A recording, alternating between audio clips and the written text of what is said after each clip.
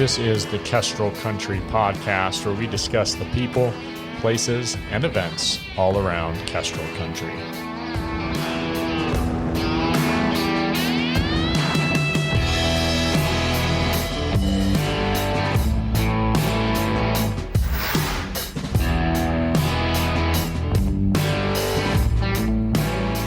Hello and welcome to another episode of the Kestrel Country Podcast. I'm your host, Mike Church, joined here as always by my lovely wife, co-host Catherine. Hello, hello.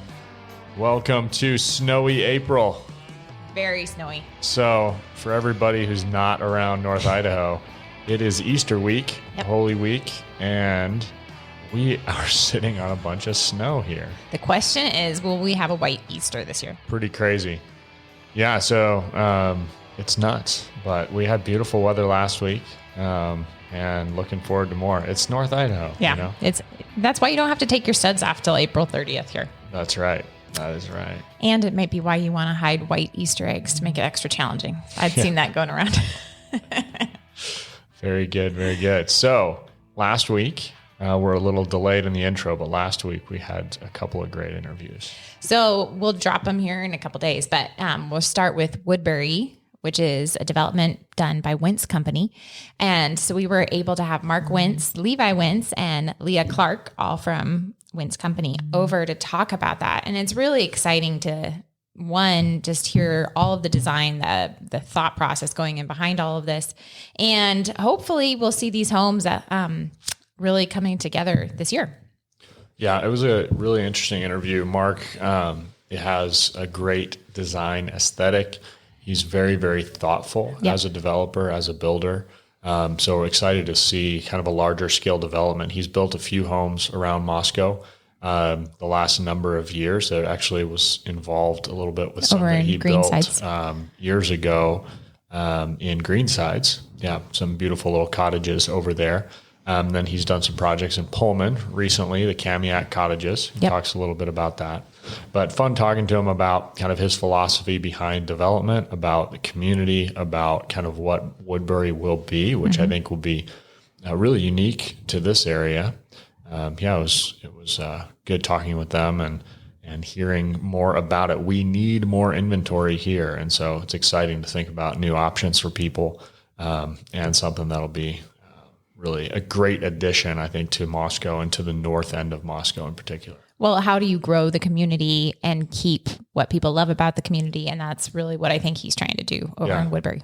Yeah. So if you heard our interview with Andrew Krapuschetz a couple months ago about Eddington on the south side of town, he talked a little bit about that growth and thinking through that as well. So if you haven't listened to that one, after you listen to this one, go back and find that episode. And it's great things happening here in Moscow, Idaho. So with good design aesthetics. Yeah. All right, let's get into the interview.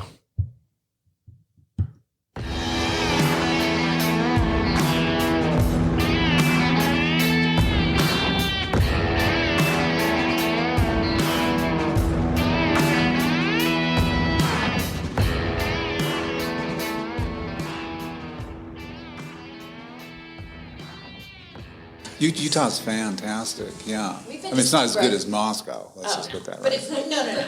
But I meant your little tour around Utah. Yeah, that was good. This project Daybreak got the best master plan community awards and so forth. I mean, it's really recognized as they're doing a great job. So we wanted to see what that was about and look at both, their site planning and their houses, because also unique to it, it's all rear loaded. So, which is what Woodbury is. So that's a first time I've ever seen like a large project like that. 95% of the housing that they're doing is rear loaded. So, that means a different floor plan, because we're just used to seeing the garage on the front of the house, and that becomes sort of part of the architecture. But in terms of the way that the house lays out too, we're used to that. Yeah. So how do you enter a house from the rear, with the garage and so forth? So we're working through that, and it was good to have Harvey Points down there too. How big? That's in Park City. It's in Salt Lake. It's right in proper. So it's maybe 20 minutes from downtown. It's a fantastic location. There's maybe 4,000 homes there now, and it's going to be what, Levi?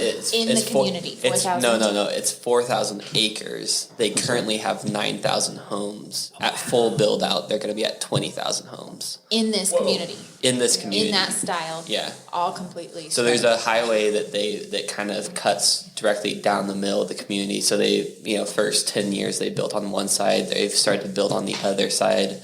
And they're kind of surrounding this downtown urban area. But like University of Utah is putting a campus in there. Like at full build out, it's going to be like basically a downtown. So why that spot? It was a mining company that was there. That was strip mining ages back, and then Salt Lake's just kind of got out to them and they sold. So into a developer. Wow. Yeah. Well, but we're here to talk about Woodbury. Right. I know. We should back it up. Yeah. So can you guys just introduce yourselves really quick and tell us kind of what your role is with Woodbury? Okay, great.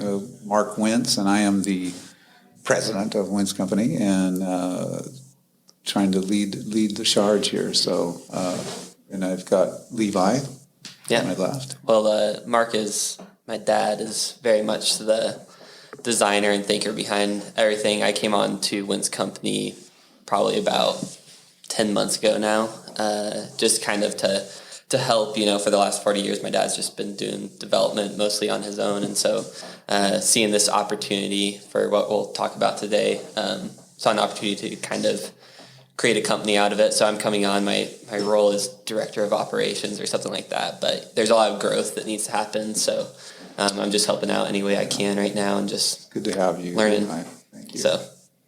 And then I'm Leah Clark, and I'm kind of came on this past summer with Wintz Company to help with marketing and that kind of thing. And then also I'll be their realtor on board for Woodbury. Awesome. Well, thanks, Jess. Thanks for joining us. Yeah. So let's go back a little bit. As you mentioned your history in development. I don't know if I'm talking into this thing. This is kind of awkward, but your history in development. So you've been doing development a long time, Right. In California, is Yeah, that right?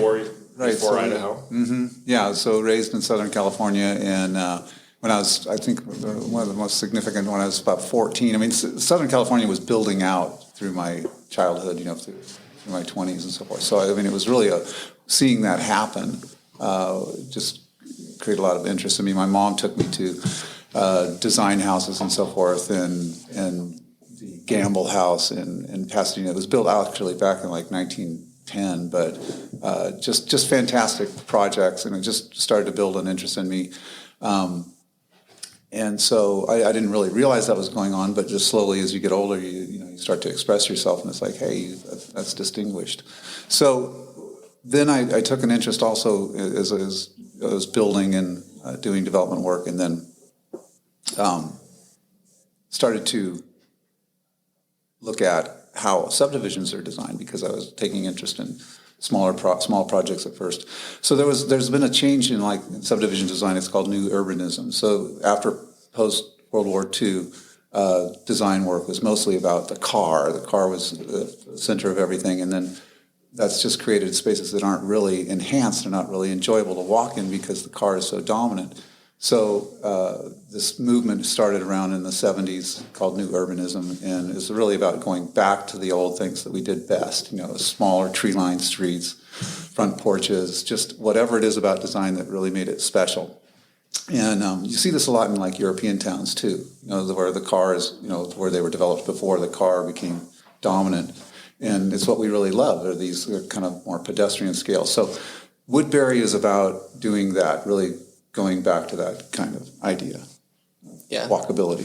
I mean, we don't want to try just comparing to different things, but we've, of course, been taking inspiration from a lot of different areas. And I think for people that live in Moscow, Fort Russell is a good example of that was, pre-World War II, a lot of old houses there. Everything's rear-loaded, big, shady, tree-lined streets. And so just kind of taking off of, all the best things that have been done in subdivision design over the years and bring it all together. So as we started to look at this really important piece of property, I mean, I think it's really one of the best in Moscow, on the edge of Moscow. It's the right area and everything. we wanted to, tap into some other designers that are, moving in the same direction that we were thinking. So we looked around. There was a project south of Seattle called Seabrook. Okay, yeah, we've been there. Okay. So the guy that did that, Lawrence Kamar, has also worked for some of the top level kind of urban designists and so forth. So got with him, went down, we met together down there, spent a couple days, and he came here and we looked at our project, and so we've been working back and forth. And so he's done a lot to inspire this project, to just make it walkable, and it's whimsical. I mean, it's got broken sight lines and so forth. It's not just laid out like a plain grid. So I think it's really going to be a fun project to live in. Yeah. So you mentioned the spot up north on the north end of town. Mm-hmm. What is that? What came first? Were you kind of thinking about this new urbanism project for Moscow for a long time and looking for the right piece of property? And we're like, what's... Right. No, when I first got here, I mean, there's this, the northeast quadrant of the town really stands out because the views onto Moscow Mountain is just gorgeous rolling hills. And whoever does anything out there better do a good job because, I mean, it's really our best dirt that we've got. And when I first got here 20 years ago, I mean, I was thinking, well, that would be a great spot, but you really want to enhance it. And you can enhance it. I mean, nature can be, you can create something better. I mean, Paris is just like a flat rolling area with a muddy river through it, but like people aren't going to see that anymore. So you can do something really good with it, but you can do something that ruins it too. So we see blight, actually being built, from its first year of inception. So we want to do something special there. And yes, so when we've been looking there and talking to that family. So in the last couple of years, we started talking to them, and they said, "Yeah, I think we're ready to sell some land there." So I think it's cool to watch, just kind of seeing my dad work through the years, kind of viewing this as his capstone project, because this idea is something that I've heard you talk about for years and years. Just the new urbanist style, kind of the cottage design of another project that we did in Pullman was kind of a precursor to this little pocket neighborhoods. I remember you just talking about that constantly, wanting to do something like this. There's something fascinating about bringing houses closer together, and they're rich in architecture. I mean, it just keeps you really entertained when you're walking down the sidewalk. It's like, oh, look at that. So the more, compact and loaded you do it with details, then the more fun it is to look at that. And that's always been an enjoyable thing to take a And also there is when we first moved up here from California in 2000, and my dad went and got his finished his degree at U of I while we were up here. But for one of his classes, he was doing was it an architecture class or that you did a community plan, and I found the CD in our drawer recently. It was Trails Property 2003 was the date on it. So this property, like when we first moved here, was like the property in his mind of like, oh, if I could do something, this is where I would do it. So it was really cool to kind of see that come full circle. And so we got a long ways to go. I mean, anything that you do, whether you're baking a cake or building a building or whatever, it takes work. It doesn't just happen. I mean, so if you think you got a little bit of something creative, and you're thinking it's going to be a miracle, no, it's going to be work. Okay, you just got Edison said, it's 1% inspiration and 90% perspiration. That's what's going to make it happen. And so we're not fooling ourselves. We got a lot of work to do, and it will make mistakes, possibly. but we'll try and fix them and improve on it. How do you get people on board with because everyone loves the charm, and when you're bringing people to houses, they want to see charm, and nobody builds charm anymore because it's expensive, right? Yeah. So, but it's worth it in the long run. I mean, that's what we had in, the old European towns, or even just the Fort Russell neighborhood. People spent money and time on detail. Right. So yeah, it does cost a little bit more. I mean, we're always pushing to try and get more out of less. That's part of the trick. Can we take the same number of 2x4s and arrange them differently and get something more out of them? But it does, finishes and special finishes when you get out of the standard kit of parts, that they sell at the local lumber supply. And we're very thankful for them. But, then you're paying a little bit of a premium. So we want to put them just at the right spot where we're getting the most out of them and just but we are going to try and do something that's move up, and it'll probably cost a little bit more. But it'll be beautiful. Yeah. Yeah. But we want to stay accessible, of course, to our people that were, to Moscow people that are. One of the buyers. things that we were thinking about a lot with this project is trying to look at our demographics here in Moscow, but build something that hits every demographic. Everything from, I think it's not necessarily starter homes, although I think there will be a few first-time home buyers out there. But everything from young couples that don't have kids yet, all the way to mature singles, large families, people with 8+ kids, whatever it is. I think we're going to have something out there for them, and we're in that design phase right now where we're trying to build our different floor plans and how is it going to cater to everyone well, rather than just printing out houses and doing cookie cutter. Yeah, I'm sorry, Leah. No, I was just going to say, and it's interesting because we've just put out a survey to kind of see what demographics we had age-wise and that kind of stuff, and there was a mixture. It was just kind of as our houses show, we have cottages, we have garden lots and estate lots, and there's a mixture of people in ages with different kids, all kinds of stuff. So so we in our first 40 homes, we're going to have 13 designs. I mean, it's crazy. It's kind of like, I don't think we should be doing this, but. But what you said earlier about when you walk through and you see a lot of different density, but different architecture. Right. That reminded me of Seabrook. When we were down there, Seabrook, right? It's on the ocean. We spent time on the beach for sure, but a lot of time we spent walking around that neighborhood and just, oh, look at that house. That one's cool. This one's different. And yet it all fit together, but that there's a common is theme something there. You don't see, where if you're in a typical, suburban neighborhood, it's kind of like slight variations on a theme, right? Right. Yeah, I was taking pictures of the doors, and it was, you were looking in people's backyards, not directly, but they pulled you in. You're like, oh, that just looks like a charming path. Yeah, and so landscaping is really important too. Mm-hmm. So we're going to do a lot of landscaping. The landscaping and the architecture and the setting, it all goes together. Mm-hmm. And if you don't do the landscaping here, we found people will probably never do it, so... So we're putting it in, and that's going to be a cost. So there's a few $1,000s a house to get a couple of trees, all the shrubs, and But thematically, we're working on sort of an eclectic design group that can kind of go a little bit this way and a little bit that way. I was originally thinking about it just like Seabrook, because that is sort of a Northwest design theme. But it's a little bit more nautical. I mean, the white, just the repetitive white trim. I was trying to think, is there a way we could get away from that so that doesn't start to dominate? Just interestingly enough, the designer told me that they wanted to have multiple colors, but people have Seabrook is about white trim, so they're repainting where they had, like an orange trim around the window or something like that to white because they all want to be Seabrook. Oh, interesting. So but it can become kind of monotonous too. So anyway, trying to do that well is something that we're working on, thinking about. So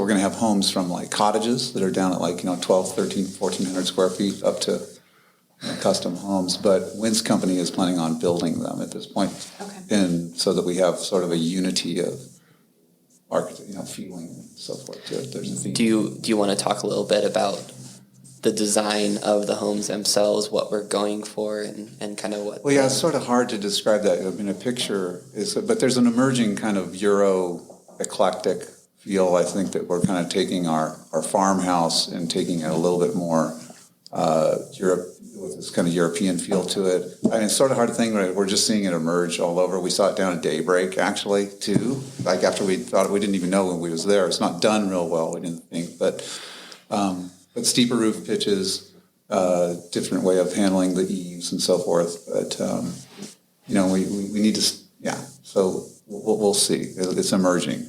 So tell us about how big is the property? Yeah. How many homes, and what are the phases going to be like? Right. Good. So the overall plan is, and what we have an option on is 82 acres. The first phase is just 20 acres. And there's about 75 homes in the first 20 acres. So The lots, some of them are down to 3,000 square feet, some of them are up to an acre, so they vary in size. I mean, in the center of it, we have like a park, and it's a little bit more dense around that, and there's a ring of like cottage neighborhoods that are maybe 20, 25 cottage groups around that. They're connected by walkway. I mean, the map, the design is really fantastic. It's going to be so much fun to walk it. But, we've got smaller lots near the center and larger lots at the edge. The density is about like Fort Russell. It's about 3.5 lots to the acre. There's they appear tighter in some ways, but we've got a lot of green spaces that are common area green spaces. So there's going to be a homeowners association that's associated with it. That's what's going to be different about it. But it's going to, I think, raise values overall, keep things maintained, front yards maintained for some of them.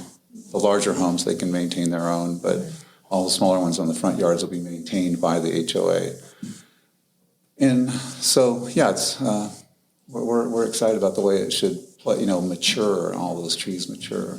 And it's public too, so all of Moscow can come get a slice of it and walk around the trails and access the parks and the neighborhood businesses that'll be out there. So it's adding to Moscow. It's not private for those residents who just live there. We're expecting to do the first half of the first phase. So there's 75 homes in the first phase. So we're going to just try and bite off maybe 30 of those, and maybe 20 the first year. We're going to just kind of see, how quickly we can build up our capacity to build, which we're working on right now, and what the appetite is, which goes up and down. It's a hot market right now, but it's not always like that. Yeah. So what's you mentioned maybe 20 the first year. Where are you at now? I know you guys moved a lot of dirt out there. Yeah. So we peeled off the topsoil that's as far as we could get by the time we got approved, and we couldn't start on until we got approved. It was in October, and so we pulled the topsoil off, which is kind of sits like a sponge on top, and everything's the clay underneath is like shed water really well. So we're about ready to get back out there in another week or so. Here. But so we'll grade it. It's rolling right now. It's going to be like a tabletop. I mean, which is kind of unusual for Moscow because there's a lot of slope. That whole project is going to be basically flat. Okay. And just sort of tip toward Moscow Mountain with these that way. But, and then we'll finish grading here in the next, couple months, and then start on underground and all the streets and so forth. So by the end of summer, we hope to be able to be starting to pour some concrete on some foundations. Awesome. Yeah. So we've been doing some projects over in Pullman last year and this year. So we did 12 homes last year, finished up a little pocket neighborhood over there, and those went really well. We've gotten really good feedback.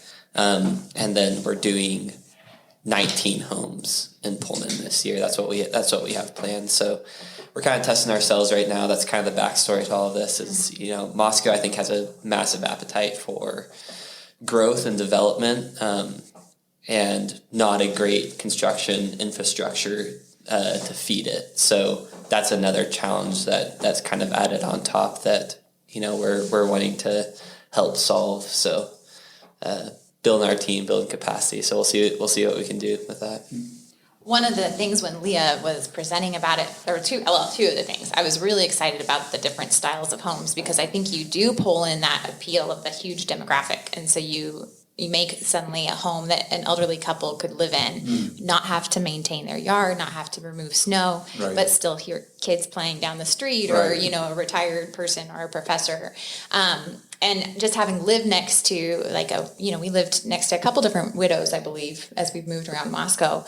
And one of them just loved hearing our kids. And it told us that, just great. Loved hearing them playing in the yard. And so I think there's a lot of wonderful sweetness that pulls in the way the buildings are being created. But then the second thing was the commercial that you're putting in there. Can you give us a little bit of details about what you're shooting for with those commercial spaces? Yeah, there's a few of these projects around Moscow, and some of them haven't done real well. I think that our setting will be superior when we get it built out. It might not happen in the first phase, but we've got some approved neighborhood business that kind of rings the central park that's there, look out on it. So, I mean, this just might be a place to have a latte or, something, in the afternoon and just watch kids playing in the park and just be there, a place to just meet. I mean, we have the idea of, that people have 3 places to go. They have their work, they have their home, and then they need a third place to go and just meet other people, So that might be sort of like what we're using downtown for. I mean, it's our third place, or you go to church, you have another place where you go. And that just provides another place there where people can hang out and have their third place and meet somebody for coffee. Yeah. From a design standpoint, are you thinking kind of a downtown feel?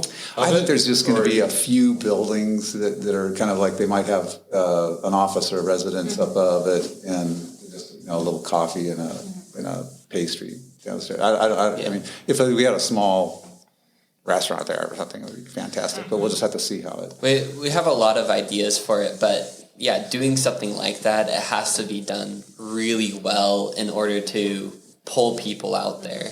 So I think a lot of what we're going to do, again, first phase, we're probably not going to really get into it much. But as we go through the phases and talking with the residents there of what would fit here, and we've already had people talking to us of ideas that they have out there, but I think it's going to kind of take a joint effort to figure out, I mean, it has to will be this actually viable work? from a business standpoint. So, I mean, it's a destination. Like, let's say it's a small restaurant. You have to go out there to go there. Well, the only reason someone's going to go out there is because it's really fantastic. It's like magic. Yeah, so it might take you 7 minutes to drive there. Right.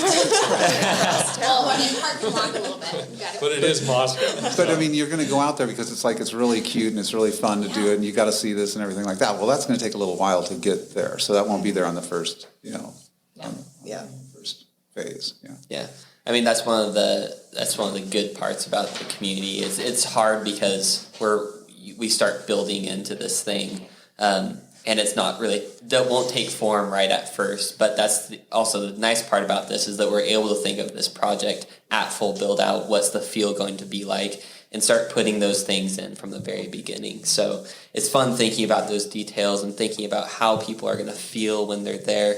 I mean, we have an opportunity. One of the things that kind of drives us is this idea of human-centered design.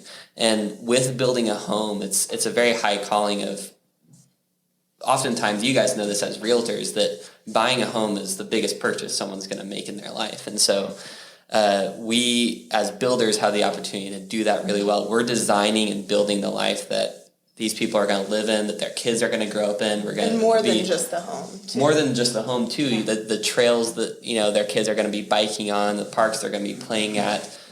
For lots of kids, this is going to be their childhood. Is what we're designing, and so there's a lot of purpose and, like I said, a high calling that we feel to do that very well. Right. I mean, art forms influence us, and so positively or negatively. So, I mean, but the fantastic thing I think, about architecture is it's something.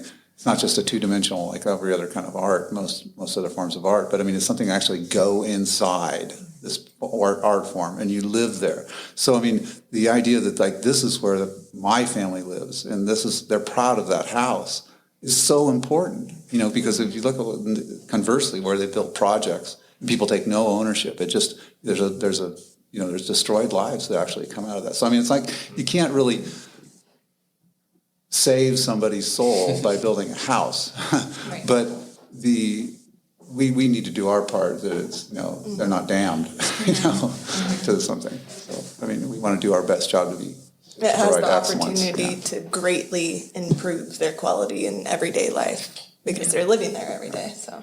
Well, and I love hearing that Utah. I didn't realize the Utah project was so big because as we look at, people love Moscow small town charm, but we also are looking at a lot of growth, which is fantastic, but making it beautiful growth that can continue to happen and include people and not shove, okay, you live in suburbia with your family, over here. Right. I do think that's a good point. I think that I'm hoping, that Woodbury starts to become part of a discussion in Moscow about, like this. So we didn't have we have some good examples. Like we have a lot of good things that we can say about Fort Russell.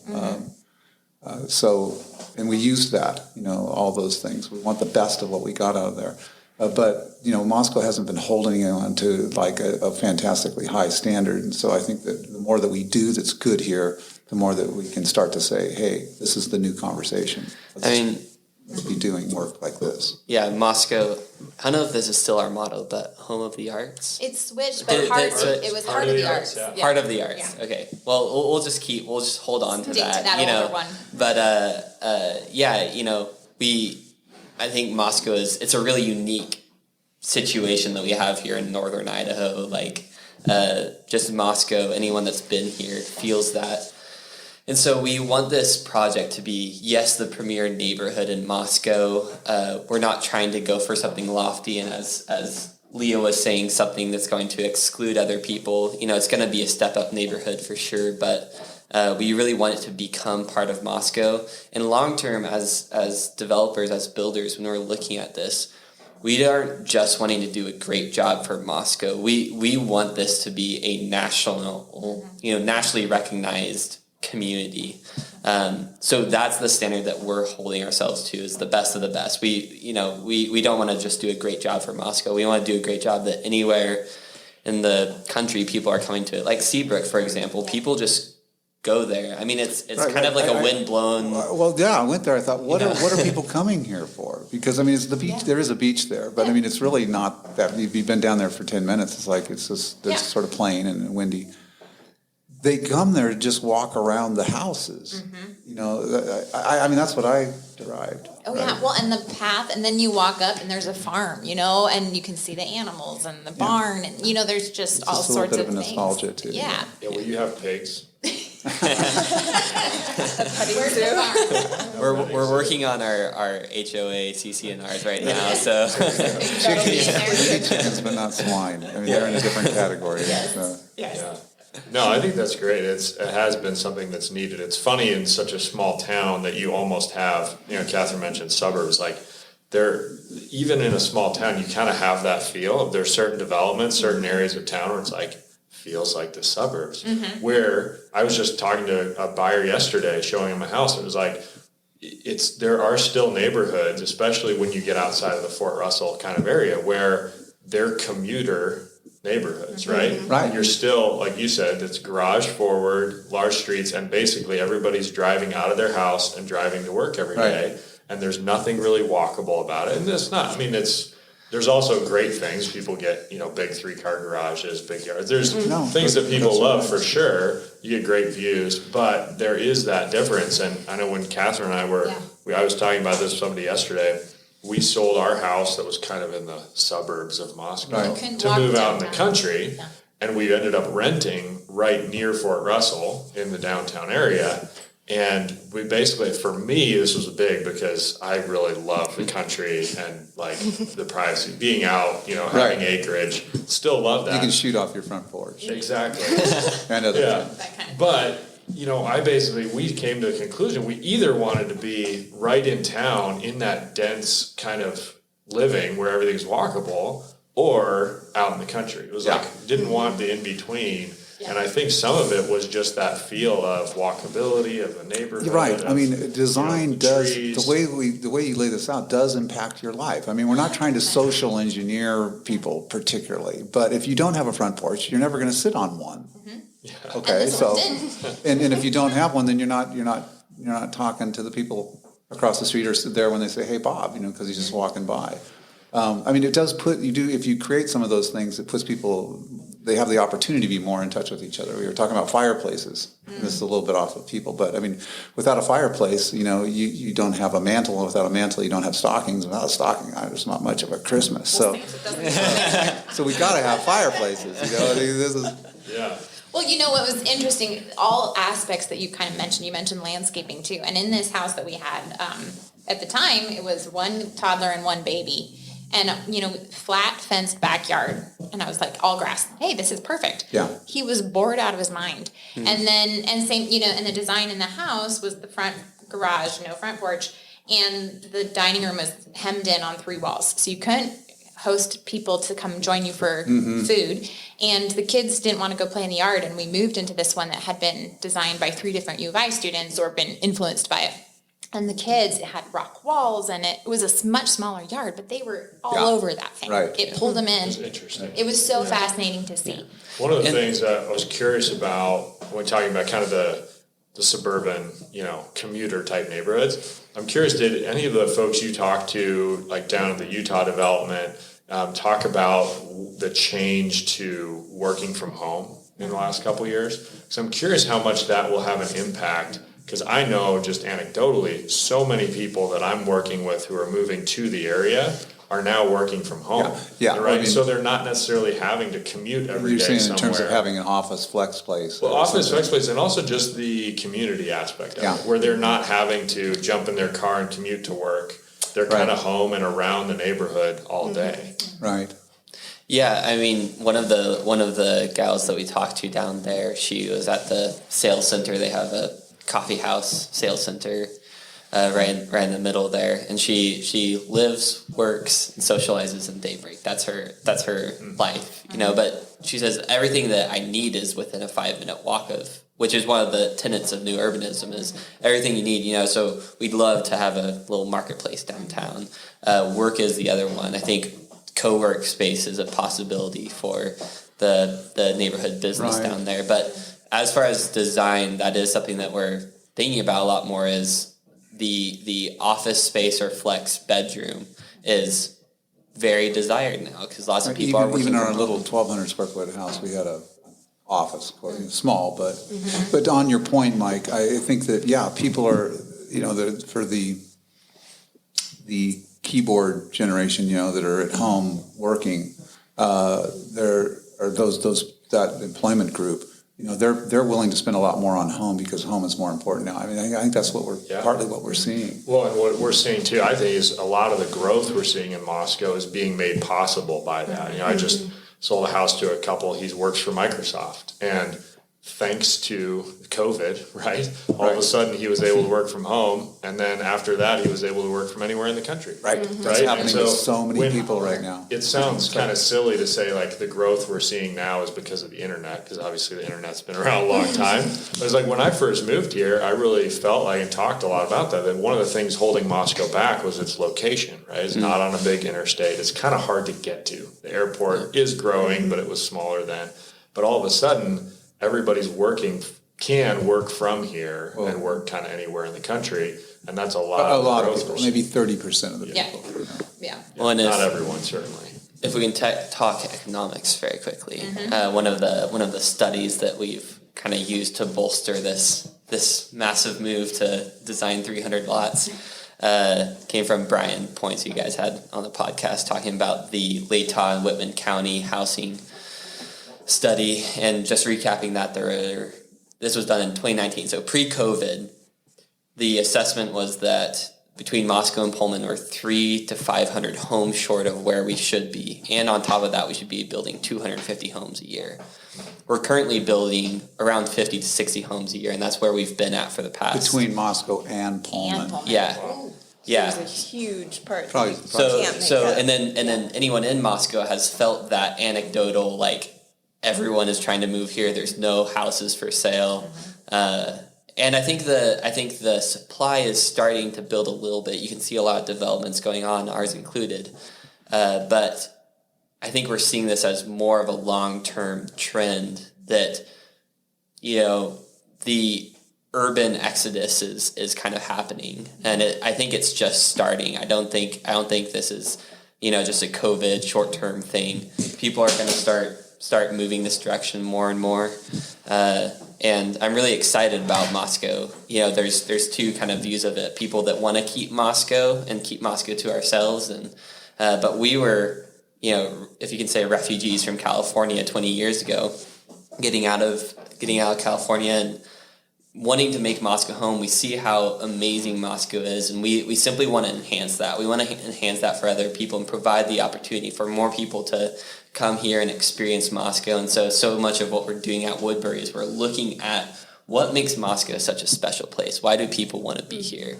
For new people and for the people who are already here as well. Yeah. Because there are lots of people from Moscow that are just relocating simply within Moscow.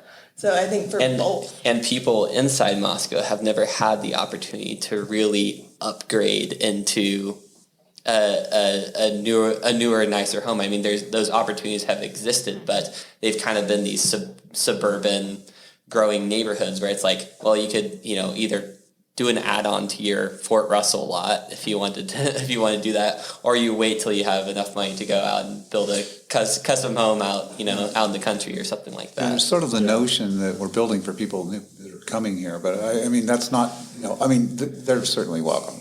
Okay. But I mean, probably 95, Mike, I don't know, but 90% or 95% of your sales are to people that are here in town. So whatever that ratio is. Yeah, well, less and less, but I think partly because of the lack of building that's been going on. Like what you mentioned is there's a lot of people who may want to take that step and upgrade, but there's no inventory, right? There's nothing there. And how do we sell our house and move into something else? And how do we, and so I think a big part of our inventory shortage is that a lot of locals have not been moving. Because they haven't had that place to go, or they're getting beat out by cash offers from out of the area or whatever. And so I do see that as a huge opportunity to also free up a bunch of existing inventory by people being able to move into that new house, that new neighborhood that they may want to be in. And and I think that interesting you talking about the growth, because I mean, I'll admit I'm kind of one of those people that's like, man, I don't know, like, we're going to have more traffic. Like, I like the small town. Like, that's why I moved here.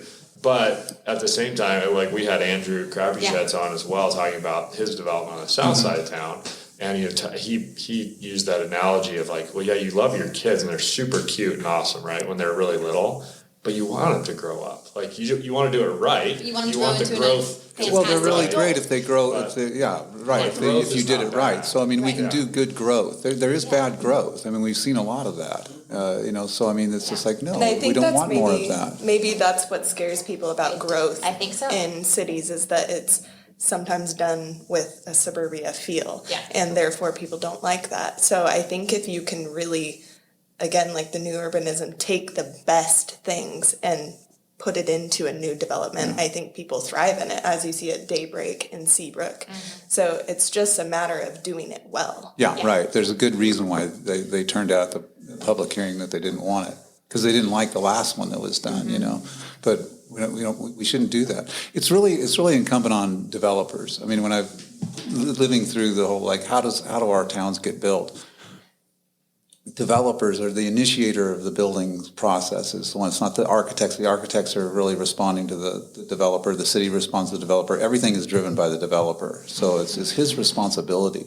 We should have civic classes on this or something. But no, I agree. And what's interesting too, though, about the growth in Moscow, because I grew up here, and Moscow's downtown was dead, for a long time. And my mom would tell you that, when the mall went in back in the 70s, Moscow's mall, the strip mall.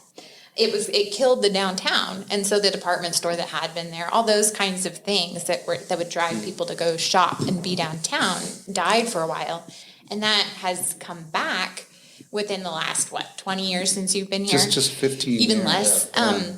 And so we have restaurants downtown and shopping downtown, and people want to be there, but it's because of growth in Moscow that's been possible. Right. So that growth has been good, and if we're extending that and putting little pockets of it throughout instead of keeping it here and then the homes over here. What do you think that is? Because I would say in the last 15 years the Moscow downtown has definitely grown, but even in the last 5 years you can notice how many just storefronts are changing and that type of thing. Is it simply more money? I mean MZ is doing really well, and there's a lot of entrepreneurs, and there's not been a ton of population growth. So part of that is like, what's fueling this growth of downtown? I think it is part of Moscow. That's the feel now. And we're trying to build off that. But I don't know, I haven't. I think that our culture changes in that there's more discretionary time and money than there was. I mean, people were so focused on just the necessity of shopping, getting their clothes, going home, and the car made that very convenient. Mm-hmm. And I mean, the people you see downtown are they're just out for a coffee. They're taking an extra long lunch. They're maybe, just enjoying the downtown, or there's some students or something like that. And I think we've become more affluent. I mean, it's a function of it to be able to take the time to do those kind of things. It just wasn't available 30, 40 years ago. I think the mindset was gone too, because I think that used to be there. It's like we used to build beautiful brick buildings and have, you look at some of the architecture downtown, the bone structure, there's gorgeous ones, and it's really fun to see those get revitalized where people are putting money back into it. And I think you're right. It is that affluence that's kind of come back and allowed that. So I think part of this, just going back to the design, because we all know the suburb type feeling neighborhoods when we talk about that. Maybe rolled curbs, wider streets, but generally people can't really put a finger to it. It's like, oh, well, the parkway is an extra foot wider and there's, less vegetation per square foot, whatever it is, generally people can't parse that out. And that's one of the things that we're talking about with Woodbury is there's a lot of those design details that when someone, we're looking in the future 5 years from now, when someone's in Woodbury, they're not going to be able to say, oh, this is such a great neighborhood because of X, but all these things together, good shadow lines on the buildings, bringing things a little closer. How does the person feel while they're there? Those are all the things that we're trying to think about ahead of time, so that. So we'll see if we're going to be able to deliver on this. Yeah. We deliver on the promise. We'll have you back. In 20 years. We'll grill you about it. Well, one thought too, and you'll probably agree on this, is either seeing, like, we follow an account called Strong Towns, or it might have been from a book called Walkable City. But when they discuss a fair bit of all of these perceived problems with traffic, and if you add more lanes, it's going to fix the problem, and it doesn't. But, and safety for kids with the wider streets, you think, Right. but no, cars go faster. And if you Right. put trees and shrink them, cars naturally slow down. Right. So if that's the Right, case. we don't drive according to the posted sign. We drive according to the intuitive feel of how fast we feel we can safely go on the street. If it's narrowed down, we slow down. If it's wide, we go faster, regardless of. So I'm glad I'm not the only one who doesn't drive according to the sign. But, so Mark, you mentioned earlier, pictures worth 1,000 words, right? So Leah, where can people go to see some of what, the map, some of that information? Where can people find out more about it? Well, we actually just, as of, yesterday? Yesterday afternoon launched our website. So perfect. It's woodburymoscow.com, and that'll give you a rundown on the neighborhood, the homes that are going to be offered, kind of the cottage, garden lot, estate lot feel. And then there's a place on the contact page for, ask a question. If you have more questions, there's FAQs. There's all types of information on there.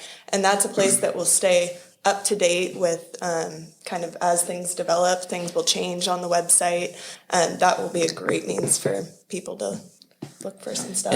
And for all the people that are listening right now that really want to have home in Moscow, what's our sales schedule like? So as they kind of finish up with grading, end of summer kind of time, as soon as we start pouring foundations, that's when our aim is to kind of start the sales process. So, and with that, there will be an opportunity, since it will be starting at the beginning of construction, and there'll be opportunity to kind of tailor the home to your desires with floor selection, countertops, kind of things like that, finished choices. So that's fun for a buyer, and we've got design packages selected from architects and design professionals, and so that'll be really kind of handy for people, but it'll also allow that little bit of tailoring to a home.